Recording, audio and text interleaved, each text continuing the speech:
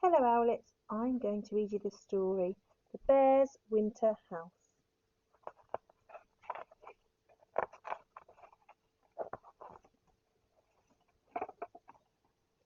One chilly day, at the very end of summer, the hen found the squirrel, the hedgehog, and the pig peeping at something through the bushes. "What are you looking at?" she asked them. "We're looking at the bear," said the hedgehog. "He's behaving in a very strange way," said the squirrel. "Climb on my back and have a look," said the pig. So the hen fluttered up to the pig's back, and there, through the bushes, she could see the bear running off into the woods and returning with armfuls of large branches and logs. "But that isn't all," said the squirrel. "What do you think the bear is up to, children? Can you tell the grown-up that you're with?" And it wasn't, for then the hen saw the bear scrape up some of the soft moss from the ground and put it in a neat pile.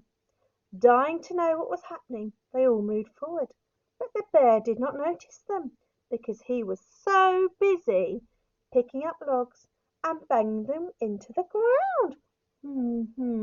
Said the hedgehog. "What are you doing there?" But the bear only hummed to himself and began to weave some branches between the big logs. Can you guess what he's making, or what he is building? Have a guess. "What are you doing, bear?" grunted the pig loudly. The bear noticed them and said, "Every winter, when I'm supposed to be asleep, I lie awake shivering. But this winter will be different." Oh, I wonder what it will be different for the bear. What will the bear be doing? How will the bear's winter be different to the other winters? Look at this piece of paper. The animals crowded round the paper, and the bear told them that it was a plan for a winter house. "I'm building it with good strong logs and branches and moss to keep out the wind," he said. "And if you help me, you can share my winter house." There's the plan. And there's the animals gathering round. The other animals all laughed at this and said that the bear was silly, but the bear took no notice of them and began to fill up the cracks with moss. "We shall see who sleeps well when the winter comes in," he said. The days passed and the winter came. The wind howled, but the bear did not mind. He lay in his cosy little winter house on a bed of nice soft moss. How is this picture different to the pictures we've seen before? Think about what you can see in the background. How's the weather changed?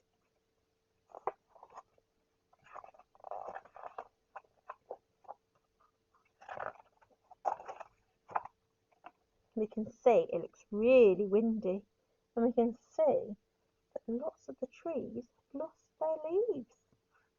However, the bear is cosy. But the squirrel, who usually spends the winter asleep in a nest of loose twigs at the top of the tall tree, was unhappy. The branches swayed this way and that in the wind, and nearly threw the poor squirrel out of bed. And the hedgehog, who usually rolls himself up in a big ball among the leaves in winter, was unhappy at the foot of the tall tree. Although he had curled himself up into a tight ball, the damp leaves would not stick to him because the gale swept them away. The foot of a tree, children, is the very bottom of the tree, so that part of the tree. And the pig was unhappy in his sty. The icy wind had blown away all his straw and left him shivering in the cold stone floor. And the hen was unhappy on her perch because the strong wind blew through all the cracks in the hen house and made her sneeze. At last the four animals could no longer stand it. They all walked sadly through the wind and rain to the bear's winter house and begged him to let them in. I wonder if you can tell the grown-up you're with why the animals are walking sadly. What are they sad about?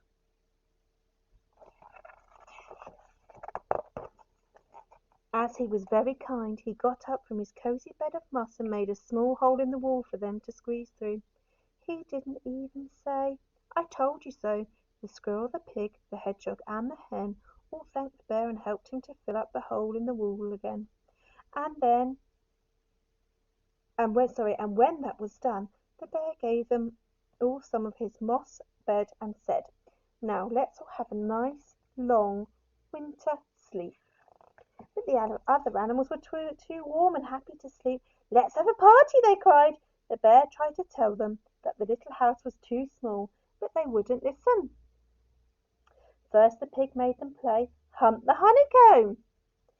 And when they had turned the place upside down looking for honeycomb, which was the bear's bed, the hen got them all to sing songs.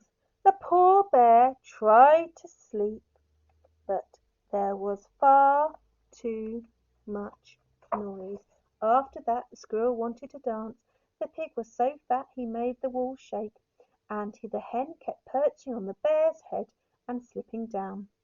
What's more, the squirrel's tail kept brushing the bear's nose, and the hedgehog would keep getting under his feet. The little house was much too small for a party. After all, they'd made the poor bear play blind man's buff all through October and November and December and January and February, in fact until March. They then put their heads out of the doors and saw it was a wonderful spring morning. "Goodbye, Bear," they called, "and thank you. We'll be back again next winter." How are the animals feeling at this point in the story? Are they all feeling the same? Are these animals here feeling the same as the bear? What do you think? But as soon as the squirrel and the pig and the hedgehog and the hen had all gone, the bear took his little winter house to bits, and with his arms full of logs, branches, and moss, he tiptoed to the other end of the forest, and there, out of sight of all the animals, he built his little house again, snuggled down cosily in the soft moss. "I think I need another 40 winks," he said drowsily, as he closed his eyes. And I don't blame him, do you? What does this word here mean? Drowsily. What does it mean? Drowsily. Do you know? If you're drowsy and if you're getting ready to go to sleep, it's that bit where you just feel all sorts of relaxed and all happy and all content. And you feel really, really sleepy just before you fall asleep. And that's the end of our story. Thank you for listening so beautifully.